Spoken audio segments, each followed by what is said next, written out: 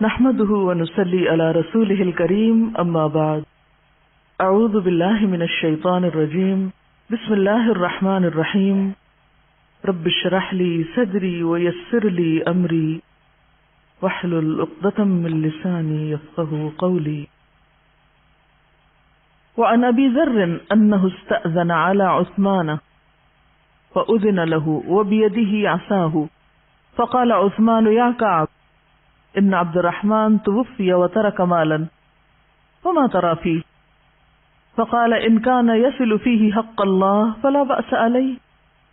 فرفع ابو ذر عصاه فضرب كعبا وقال سمعت رسول الله صلى الله عليه وسلم يقول ما احب لو ان لي هذا الجبل ذهبا انفقه ويتقبل مني اذر خلفي منه 6 أواقي.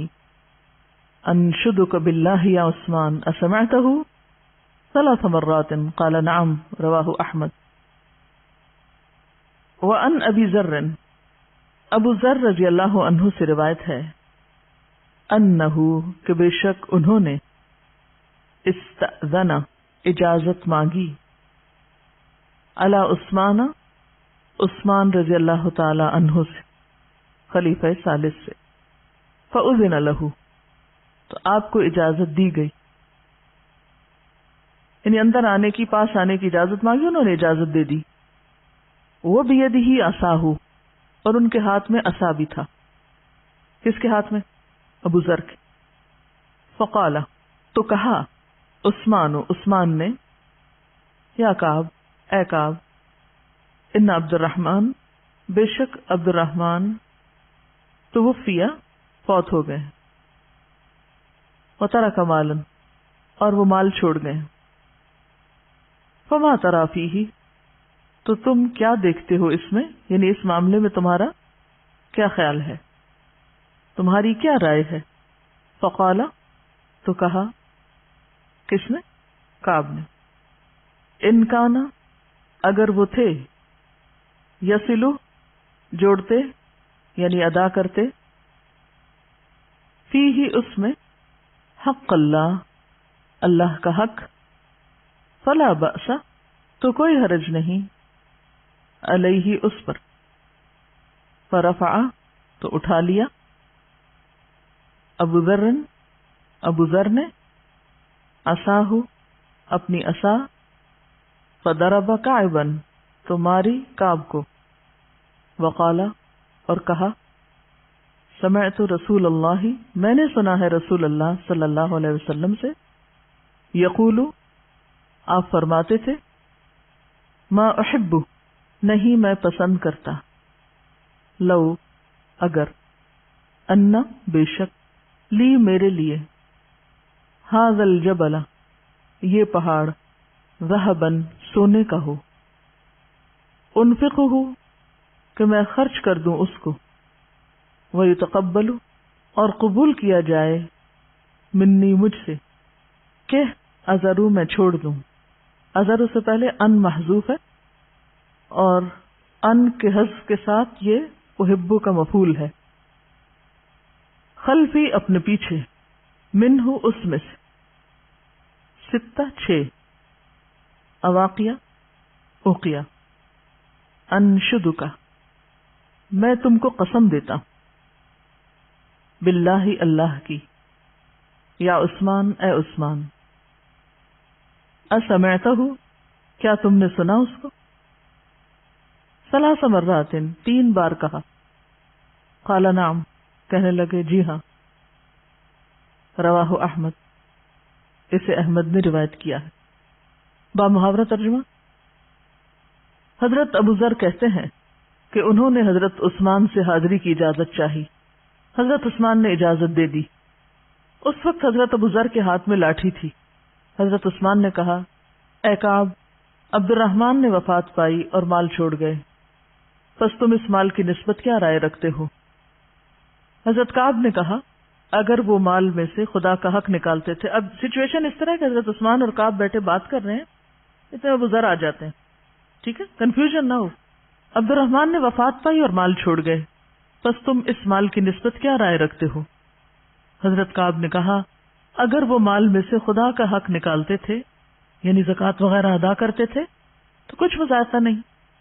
ابو ذر نے اپنی لاٹھی اٹھائی اور کعب کو مارا اور کہا میں نے آپ کو یہ فرماتے ہوئے سنا ہے، یعنی نبی صلی اللہ علیہ وسلم کو یہ فرماتے ہوئے سنا ہے کہ میں اس بات کو پسند نہیں کرتا کہ اگر میرے پاس یہ پہاڑ سونے کا ہو یعنی احد کا پہاڑ تو خرچ کر دوں میں اس کو، اور امید رکھی جائے مجھ سے کہ چھوڑ جاؤں میں اس میں سے 6 اوقیہ۔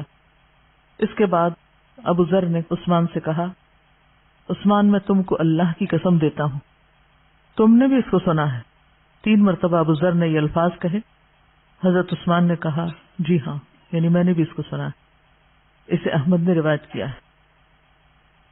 اس حدیث سے بہت سی باتیں پتہ چلتی ہیں۔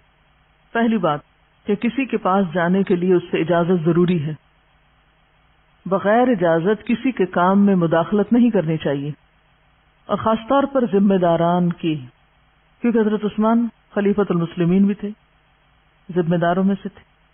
تو ابو ذر بھی ایک صحابی، وہ ان کے پاس آنے کے لیے اجازت مانگتے ہیں، اجازت ملتی ہے تو آ کے بیٹھ جاتے ہیں۔ گفتگو جاری۔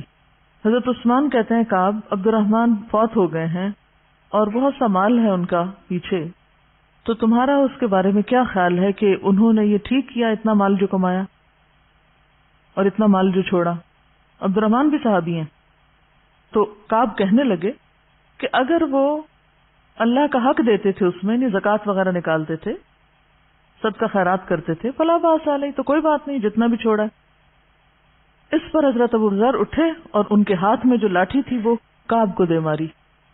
یہ ہاتھ سے امر بالمعروف کرنا تھا یا نہی عن المنکر کرنا تھا، لیکن اس کے بعد یہ نہیں پتہ چلتا کہ جواباً کعب نے بھی کچھ اٹھا مارا۔ ہمارے ہاں اگر ایسی کوئی سچویشن ہو کہ کوئی ایک دوسرے کو پکڑے یا روکے تو عموماً کیا ہوگا، ریاکشن کیا ہوگا؟ تو اس کو پکڑ لے گا۔ ہاں، دوسری بات یہ پتہ چلتی کہ صحابہ کرام میں آپس کا اعتماد کیسے تھا، اور خیر خواہی کس چیز کا نام ہے؟ کس چیز کا نام ہے خیر خواہی؟ خیر خواہی صرف اچھی سی نصیحت کرنے کا نام نہیں، خیر خواہی یہ بھی ہے کہ نصیحت کرنے کے بعد، علم آنے کے بعد، جان لینے کے بعد اگر پھر کوئی ناسمجھی کا ثبوت دے تو اس کو ہاتھ سے بھی روکا جائے۔ جب تک دوستوں میں، قریبی لوگوں میں، ایک جگہ اٹھنے بیٹھنے والوں میں یہ شعور نہیں جاگتا تو صحیح معنی میں امر بالمعروف اور نہی عن المنکر کا حق ادا نہیں ہو سکتا۔ ہمارا حال کیا؟ ہم اپنے دوستوں کو تو رعایت دیتے ہیں یا پھر ان سے ڈرتے ہیں کہ اگر میں نے کچھ کہہ دیا تو یہ تو دوستی چلی جائے گی۔ وہ جائیں جہنم میں جتنے مرضی غلط کام کریں، ہماری آنکھوں کے سامنے کریں، ہم دیکھ کے خوش ہوتے رہتے ہیں۔ ہمارے دل میں نہ کوئی تڑپ اٹھتی ہے نہ کوئی دکھ اٹھتا ہے کہ یہ جا رہے ہیں ادھر، پکڑو ان کو۔ ہم میں سے ہر ایک جو یہاں بیٹھا ہے سوچے کہ اس کے آس پاس والے لوگ اگر غلط کام کر رہے ہوں تو اس کا عمل کیا ہوتا ہے؟ وہ دیکھتا چلا جاتا ہے اور پھر جا کے کسی اور کو شکایت کر دیتا ہے۔ ہم اس کو امر بالمعروف کہتے ہیں۔ جب کسی کو غلط کام کرتے ہوئے دیکھتے ہیں اس کو کچھ نہیں کہیں گے، اس کے سامنے اچھے بنے رہیں گے، اور جا کے صرف کسی اور کو کہہ دیں گے دیکھو وہ کیا ہو رہا ہے، تمہیں پتہ ہی نہیں کیا ہو رہا ہے، اور یہ نہیں ہونا چاہیے اور وہ نہیں ہونا چاہیے۔ یہ درست طریقہ نہیں ہے۔ کیا آپ نے یہ نہیں فرمایا کلکم راعن؟ فرمایا نا، وہ کلکم مسئول عن رعیتہ، ہر شخص نگران ہے۔ یعنی نگرانی کا کام جو ہے وہ صرف چند لوگوں کا نہیں ہے کہ جن کو آپ امیر المومنین کہہ دیں یا جن کو آپ کوئی عہدہ دے دیں بس وہ نگران ہیں اور باقی سب مزے میں ہیں۔ اس طریقے سے کبھی بھی اصلاح نہیں ہو سکتی۔ اصلاح کا طریقہ کیا ہے کہ اگر آپ کے ساتھ والا کوئی غلط کام کر رہا ہے یا آپ کا ساتھی یا آپ کا کلاس فیلو یا کوئی بھی، تو جو ایمان کی حرارت ہے وہ چین نہیں لینے دیتی جب تک کہ انسان دوسرے کو بتا نہ دے۔ ہم نے اس درجے پر اپنے ایمانداری کا ثبوت کہاں دیا ہے کبھی؟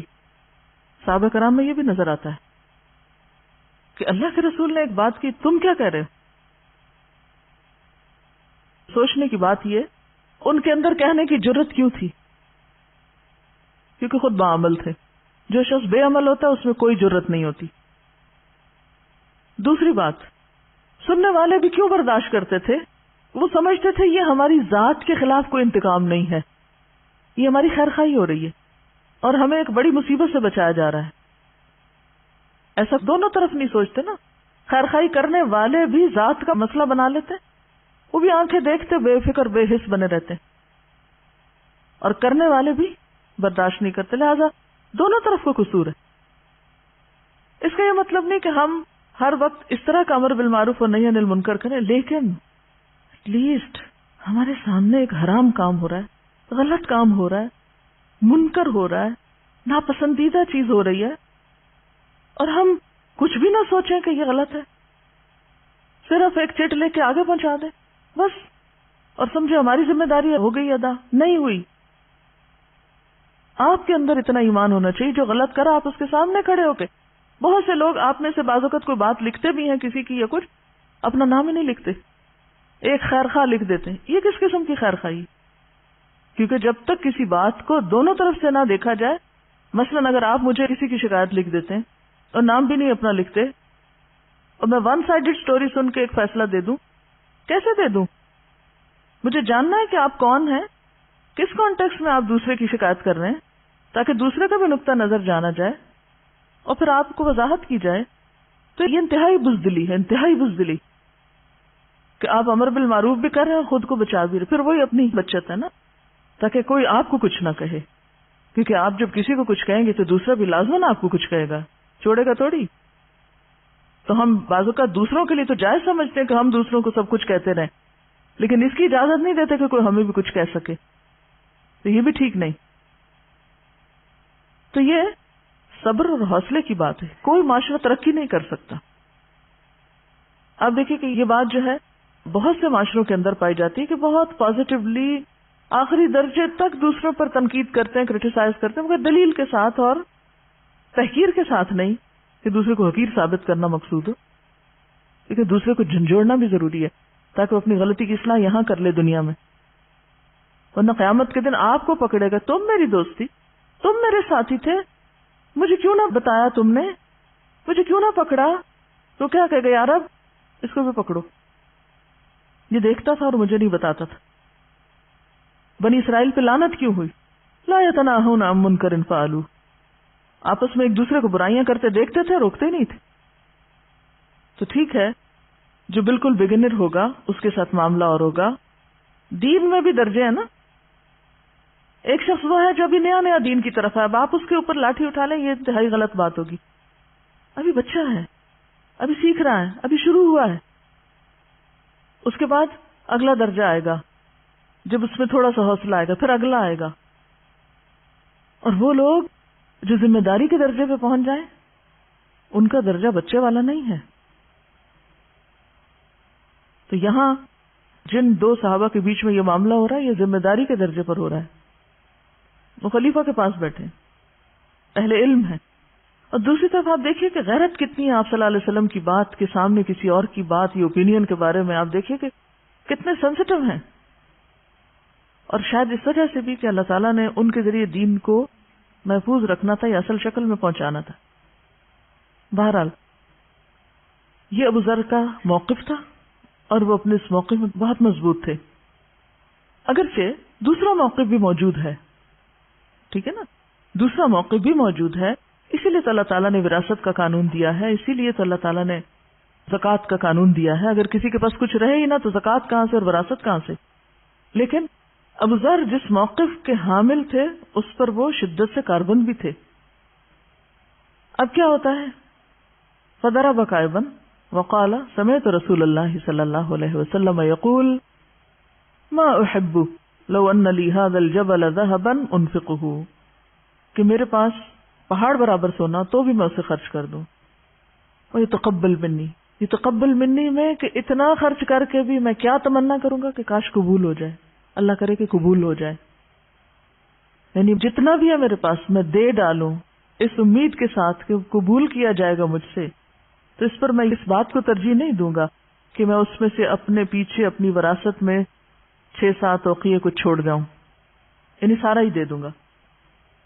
پھر وہ حدیث بیان کر کے حضرت ابو ذر حضرت عثمان سے کہتے ہیں, پہلے تو کعب کی بات کاٹتے ہیں, پھر عثمان سے کہتے ہیں اسمعتہ انشدک باللہ, میں تمہیں اللہ کی قسم دے کے پوچھتا ہوں اے عثمان, اسمعتہ, تم نے سنا تھا نا اس کو، تم تھے نا وہاں جب یہ بات ہو رہی تھی؟ 3 دفعہ قسم دی. تو عثمان کہتے ہیں جی ہاں میں نے سنا تھا. اب آپ کہیں گے کہ جب اتنی سخت بات ہے تو 2 موقف کیسے ہو گئے؟ دیکھیں کہ ہمیشہ بات کے سمجھنے کے مختلف انداز ہوتے ہیں. یعنی یہ بات آپ صلی اللہ علیہ وسلم دوسروں کے بارے میں نہیں کہہ رہے تھے، اپنے بارے میں کہہ رہے تھے، کیونکہ آپ کا مقام سب سے اعلیٰ مقام ہے. ایک عمل کا درجہ ہوتا ہے مقربین کا اور ایک ہوتا ہے عام لوگوں کا. عام لوگوں کا معاملہ مختلف ہوتا ہے، لیکن جو مقربین ہیں ان کی قربانیاں بڑی ہوتی ہیں. تو اللہ کے رسول صلی اللہ علیہ وسلم کو چونکہ مقام سب سے بڑا ہے، اس لیے آپ کی قربانیاں بھی سب سے زیادہ ہیں، اور انہیں قربانیوں کی وجہ سے اور اس درجے کی عبادت اور ان ساری کوششوں کی وجہ سے آپ کا مقام اتنا بلند ہے. تو یہاں پر آپ دیکھیے کہ خلاصے میں آپ کو یہ بات بتا دوں کہ یہاں حضرت ابو ذر کے مسلک کی بات ہو رہی ہے. ان کی جو سوچ تھی وہ اس حدیث پر بیسڈ تھی. دوسرا موقف کیا ہے؟ وہی ہے جو اوپر صحابی نے عرض کیا. دوسرے صحابی کا موقف بھی درست تھا اپنی جگہ، ٹھیک ہے کہ ٹھیک ہے اگر اللہ کا حق دے رہے ہیں اس میں سے تو کوئی حرج نہیں، یہ غلط نہیں تھا موقف. ان کا موقف درست بھی ہے، لیکن اس وقت ایک اور ساتھی اپنے ایک اور سخت موقف پہ اگر قائم ہے تو اس کے باوجود جانتے ہوئے بھی کس اعلیٰ ظرفی کا ثبوت دیا جا رہا ہے. کوئی دنگا فساد نہیں، لڑائی جھگڑا نہیں، کوئی کفر کے فتوے نہیں، کچھ نہیں. یعنی ایک بہترین مثال ہے صحابہ کرام کے باہمی اختلاف کے موقع پر ایک دوسرے کی بات کو سننے اور برداشت کرنے کے معاملے میں. تو بہرحال ایک چیز ہے آپ کا اپنا عمل. آپ نے اس موقع پہ یہ نہیں فرمایا کہ میں کسی کے لیے بھی یہ پسند نہیں کروں گا کہ وہ اپنے پیچھے کچھ بھی چھوڑ کے جائے.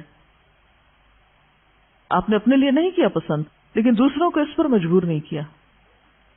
ٹھیک ہے، تو اس لیے دوسرا موقف بھی اپنی جگہ درست ہے. بہرحال حضرت ابو ذر کو یہ بات زیادہ درست لگتی تھی اور وہ اسی پر مرتے دم تک قائم رہے. اور صرف ابو ذر نہیں تھے، ان کے ساتھ کچھ اور صحابہ بھی تھے.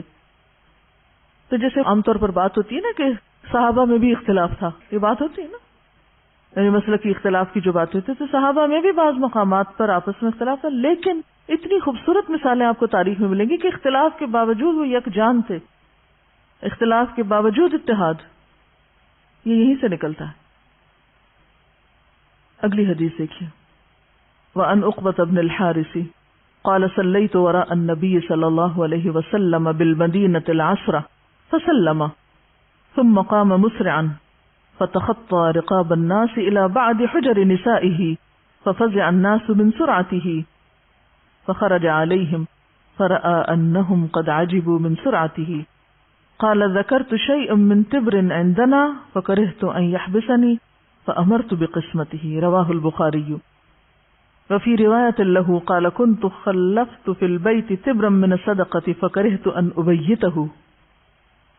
وعن عقبة بن الحارث، عقبہ بن حارث سے روایت ہے، قال انہوں نے کہا صلیت میں نے نماز پڑھی، وراء النبی صلی اللہ علیہ وسلم نبی صلی اللہ علیہ وسلم کے پیچھے، بالمدینہ مدینہ میں، العصر عصر کی نماز، فسلم تو آپ نے سلام پھیرا، ثم قام پھر کھڑے ہوئے، مسرعن تیزی سے، سرعت، فتخطا پھر آگے بڑھ گئے یا پھاندنے لگے، رقاب الناس لوگوں کی گردنیں، یعنی اتنی تیزی سے گئے کہ لوگوں کی گردنیں پھلانگتے گئے، الی بعد طرف بعض حجر کمرے کے، نسائی ہی اپنی بیویوں میں سے، یعنی ازواج مطہرات میں سے کسی ایک کے حجرے کی طرف بڑھے.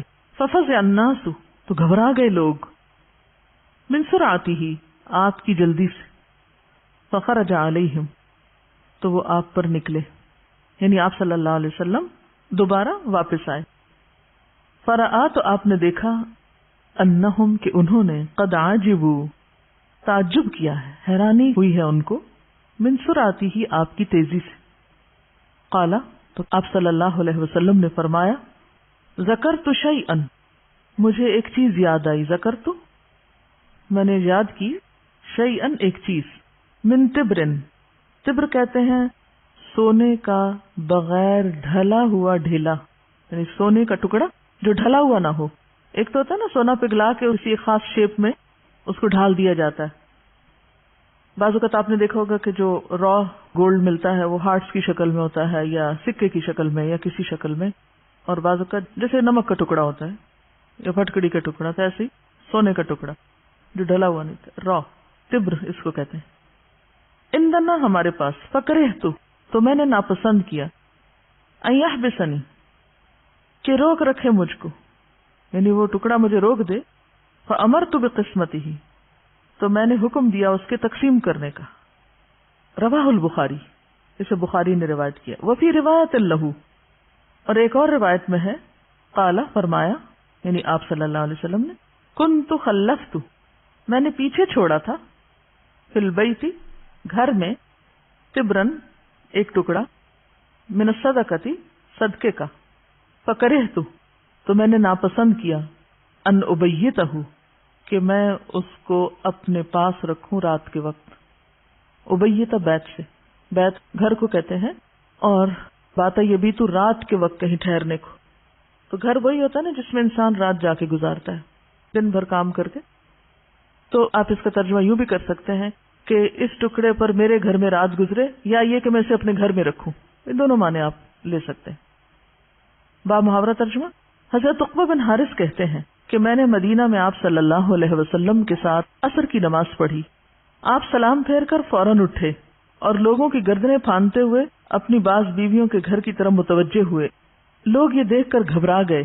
جب آپ واپس آئے اور دیکھا کہ لوگ آپ کی اجلت سے حیران ہیں تو فرمایا کہ مجھے سونے کی ایک چیز یاد آ گئی جو ہمارے پاس تھی، بس میں نے برا جانا کہ وہ چیز مجھ کو روک دے، تو میں نے اس کو تقسیم کرنے کا کہہ دیا. اور ایک اور روایت میں کہ آپ نے فرمایا میں سونے کا ایک ٹکڑا گھر میں چھوڑ آیا تھا جو صدقے کا تھا، بس میں نے اس کو برا سمجھا کہ رات کو اس کو اپنے پاس رکھوں، یعنی اس کو اس کے ٹھکانے نہ پہنچاؤں، اس کے حقداروں کو نہ دو. اس حدیث سے بھی بہت سی باتیں پتہ چلتی ہیں. اب یہ بخاری کی روایت ہے. پچھلی حدیث سے اس کا معنی ایک اعتبار سے ملتا بھی ہے، اور اس بات کی مزید وضاحت ہوتی ہے کہ یہ آپ صلی اللہ علیہ وسلم کا طریقہ تھا کہ آپ اپنے پاس کوئی بھی چیز جمع نہیں کرتے تھے اور کچھ بھی بچا کے نہیں رکھتے تھے، اس کو تقسیم کر دیتے تھے. اور اس میں آپ دیکھیے کہ سلام پھیرتے ہی، نماز میں یاد آئی نا بات، تو سلام پھیرتے ہی دیر نہیں کی کہ اچھا میں پہلے دعائیں مانگ لوں پھر میں اٹھ کے جاتا ہوں. یعنی یہ جو تیزی ہے یہ حیران کن ہے تقسیم کے معاملے میں. اور صحابہ کرام نے پہلے کبھی ایسا نہیں دیکھا تھا تو انہیں بھی حیرانی کہ آج کیا ہوا ہے، کوئی خاص بات ہے، ان یوزول سی چیز ہے.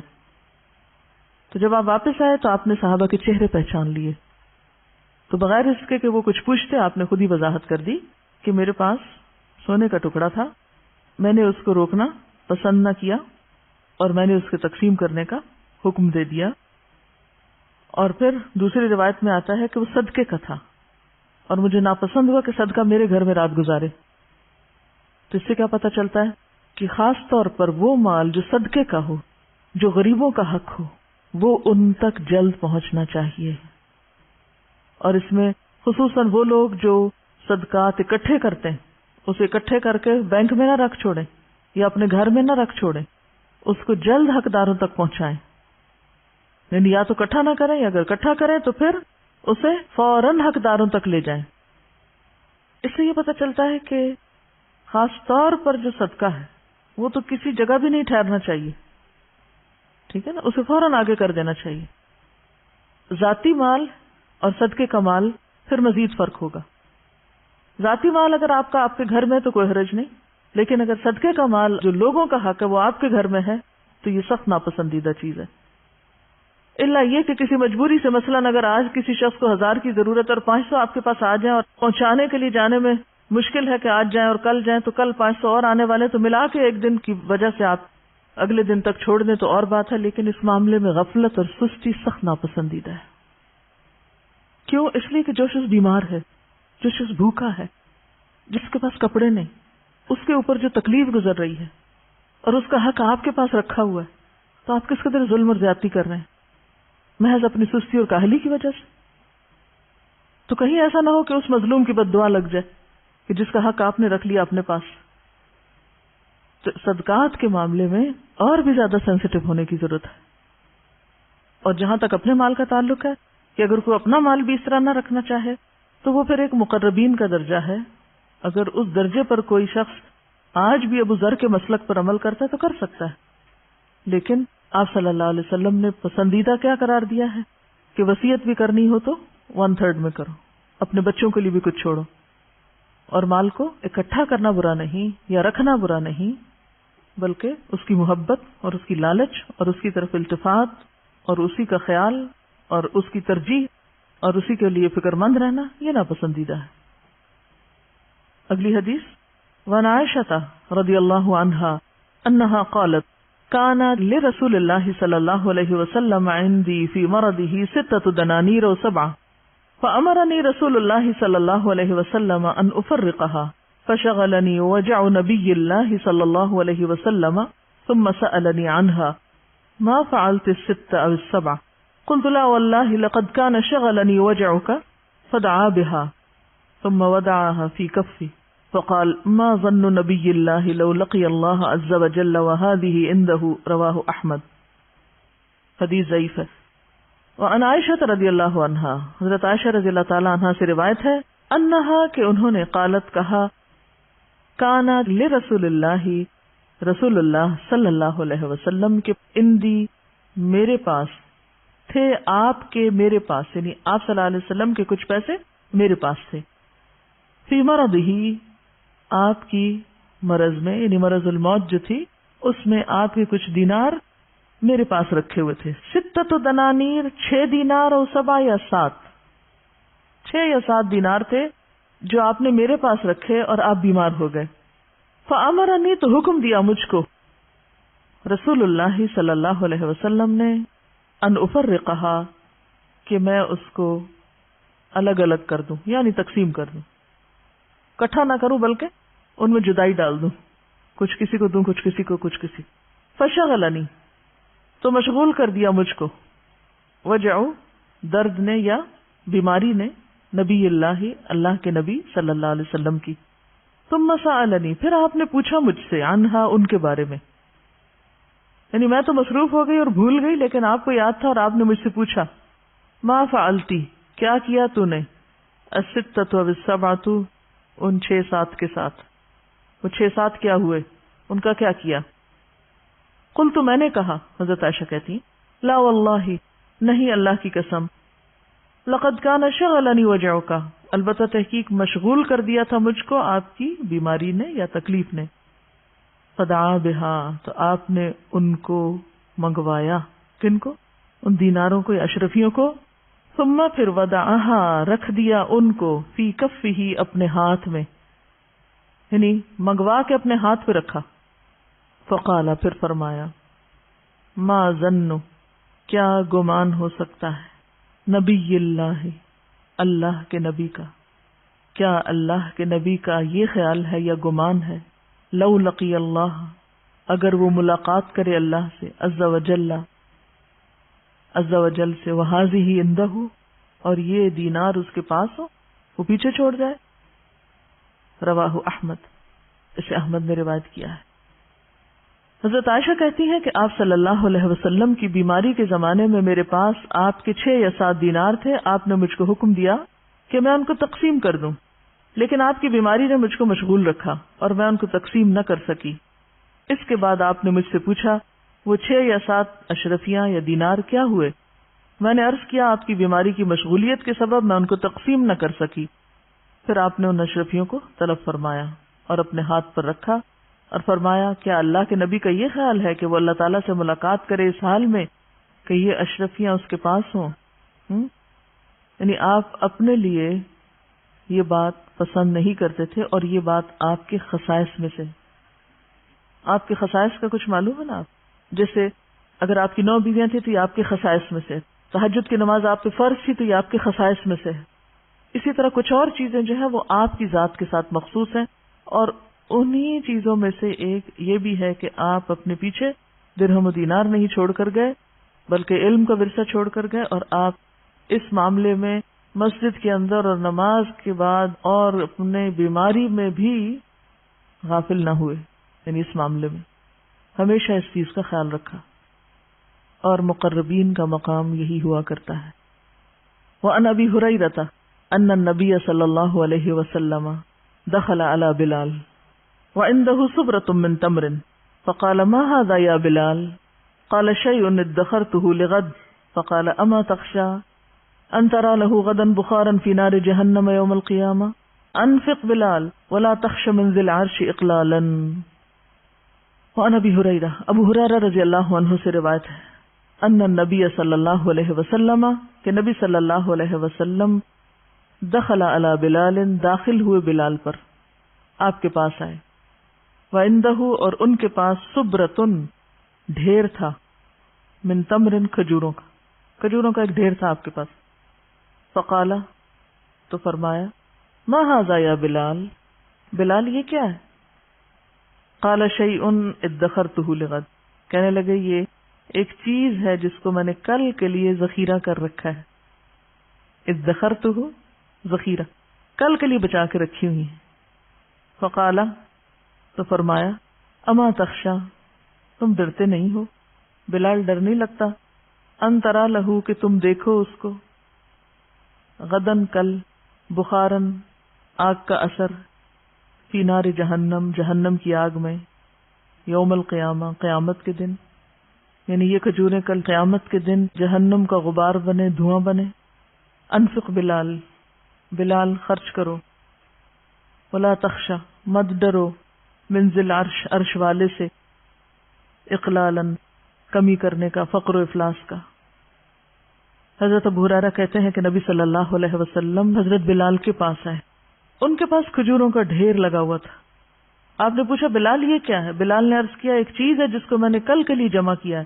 آپ نے فرمایا کیا تو اس سے نہیں ڈرتا کہ دوزخ کی آگ میں قیامت کے دن اس کا بخار بنے، یعنی یہ جلیں اور دھواں نکلے ان سے؟ بلال اس کو خرچ کر دو اور عرش عظیم کے مالک سے افلاس و فقر کا خوف نہ کرو.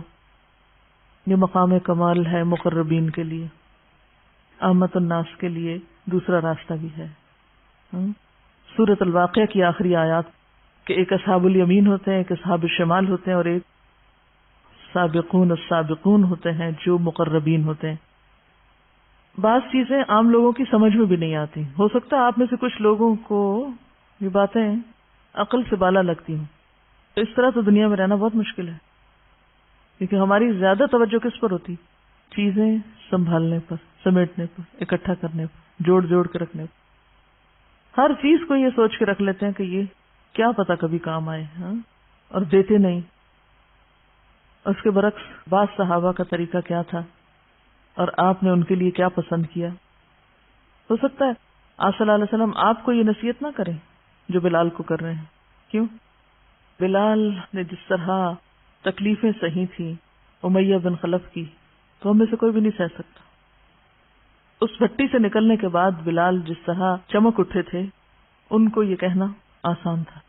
ان سے یہ توقع کی جا سکتی تھی کہ وہ آپ کی یہ نصیحت سن کر عمل بھی کر لیں. دنیا کی محبت میں ڈوبے ہوئے لوگ اور صرف یہیں جینے والے اور یہیں کو سب کچھ سمجھنے والے یہ باتیں نہیں سمجھ سکتے. اگلی حدیث، وعنہ قال قال رسول اللہ صلی اللہ علیہ وسلم السخاء شجرۃ فی الجنہ فمن كان سخيا اخذ بغصن منها فلم يتركه الغصن حتى يدخله الجنة والشح شجرة في النار فمن كان شحيحا اخذ بغصن منها فلم يتركه الغصن حتى يدخله النار. رواہم البیہقی فی شعب الایمان. وعنہ اور انہی سے روایت ہے ابو ہریرہ سے، قال کہا، قال رسول اللہ فرمایا رسول اللہ صلی اللہ علیہ وسلم نے، السخاء سخاوت، شجرتن ایک درخت ہے، فی الجنت جنت میں، فمن کانا تو جو کوئی ہو، سخیًا سخی، اخذا وہ لے لے گا، بغصن منہا اس کی ایک ٹہنی کو، یعنی اس درخت کی ایک ٹہنی پکڑ لے گا، فلم یترکہ تو نہ چھوڑے گی اس کو الغصن ٹہنی، حتی یہاں تک کہ یدخلہ الجنہ اسے جنت میں داخل کر دے. والشح اور شح شجرۃ فی النار آگ میں ایک درخت ہے. فمن کانا شحیحا تو جو شخص حریص ہوتا ہے، بخیل ہوتا ہے، اخذ بغصن منہا تو وہ اس کی ایک ٹہنی پکڑ لیتا ہے. فلم یترکہ الغصن تو ٹہنی اس کو نہیں چھوڑے گی، حتی یدخلہ النار یہاں تک کہ اس کو آگ میں داخل کر دے. رواہم البیہقی فی شعب الایمان، اسے بیہقی نے شعب الایمان میں روایت کیا ہے۔ حضرت ابو ہریرہ کہتے ہیں کہ رسول اللہ صلی اللہ علیہ وسلم نے فرمایا، سخاوت ایک درخت ہے جنت میں، بس جو شخص سخی ہوگا وہ اس درخت کی ٹہنی پکڑ لے گا اور وہ ٹہنی اس وقت تک نہ چھوڑے گی اسے جب تک اس کو جنت میں داخل نہ کر لے۔ اور بخل بھی ایک درخت ہے دوزخ میں، بس جو شخص بخیل ہوگا وہ اس درخت کی ایک ٹہنی پکڑ لے گا اور وہ ٹہنی اس کو اس وقت تک نہ چھوڑے گی جب تک اس کو دوزخ میں داخل نہ کر لے گی۔ اسے بیہقی نے شعب الایمان میں روایت کیا ہے۔ سخاوت کو درخت سے تشبیہ دی گئی کیونکہ درخت کی ٹہنیاں مختلف جانب کو جاتی ہیں نا۔ تھوڑی دیر کے لیے امیجن کیجئے، درخت کی ٹہنیاں کدھر کدھر جاتی ہیں؟ ساری ایک ہی طرف ہوتی ہیں؟ چاروں طرف، ہر طرف جاتی ہیں۔ تو سخاوت بھی کیسی ہونی چاہیے؟ ہر طرف اس کی شاخیں پھیلی ہوئی ہونی چاہیے۔ تو سخاوت کی کون سی ٹہنی وہ پکڑے گا؟ جس درجے کی سخاوت ہوگی، مضبوط ہوگی تو مضبوط ٹہنی ہاتھ آئے گی، اور اگر کم ہوگی تو پتلی ٹہنی۔ اور اس طرح شح جو ہے یعنی بخل بھی کئی قسموں کا ہوتا ہے اور کئی مواقع پہ کیا جاتا ہے۔ بعض لوگ مال کے بخیل نہیں ہوتے، علم کے بخیل ہوتے ہیں۔ بعض لوگ علم کے بخیل نہیں ہوتے، اس کے برعکس اخلاق میں بخیل ہوتے ہیں، مسکرانے میں بخیل ہوتے ہیں۔ کچھ لوگ سلام میں بخیل ہوتے ہیں۔ تو بخل کی بھی کئی قسمیں ہیں۔ اگلی حدیث، وعن علی رضی اللہ عنہ قال قال رسول اللہ صلی اللہ علیہ وسلم بادروا بالصدقۃ فإن البلاء لا يتخطاها، رواہ رزین، حدیث ضعیف ہے۔ وعن علی، اور علی رضی اللہ عنہ سے روایت ہے، قال، کہا، قال رسول اللہ صلی اللہ علیہ وسلم کہ رسول صلی اللہ علیہ وسلم نے فرمایا، بادروا، جلدی کرو، بصدقۃ، صدقہ کرنے میں، فإن البلاء، کیونکہ بلا، مصیبت، لا يتخطاها، اس سے آگے نہیں بڑھ سکتی، رواہ رزین، اسے رزین نے روایت کیا ہے۔ یعنی صدقہ کرنے میں دیر نہ کرو۔ اور اس میں آپ دیکھیے کہ آپ صلی اللہ علیہ وسلم کا عمل ہمیں کیا نظر آتا ہے کہ خیال آیا کہ صدقے کا مال گھر میں پڑا ہے تو دیر نہیں لگائی، فوراً پہنچ گئے۔ بیمار ہے، ہوش آتا ہے تو پوچھتے وہ کیا بنا صدقے کے پیسوں کا۔ اور یہاں پر حضرت علی کی روایت میں بھی آپ کا قول نقل ہوا ہے کہ صدقہ کرنے میں دیر نہ کرو، کیونکہ صدقہ کرتے رہو گے تو بلائیں دفع رہیں گی۔ بلا صدقے سے آگے جا ہی نہیں سکتی، آنے نہیں دے گی، وہ کیا بن جائے گی؟ رکاوٹ۔ اور آپ کو معلوم ہے قیامت کے دن بھی صدقہ کیا ہوگا؟ ذل المؤمن، مومن کی چھتری بن جائے گا۔ وآخر دعوانا ان الحمد للہ رب العالمین، سبحانک اللہم وبحمدک، نشہد ان لا الہ الا انت، نستغفرک ونتوب الیک۔